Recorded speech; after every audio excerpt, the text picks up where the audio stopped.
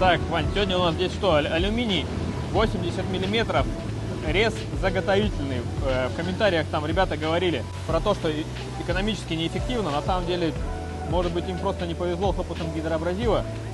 Песок снизу минимальное количество въедается, и время инструмента тратится гораздо меньше на последующую обработку детали, чем при какой-то классической технологии механической заготовки, либо там резки плазмы. Плазма и алюминий резать вообще ужас, там все стекается. Как-нибудь покажу, если найду. Мы уже давно не режем плазмой, потому что это экономически невыгодно.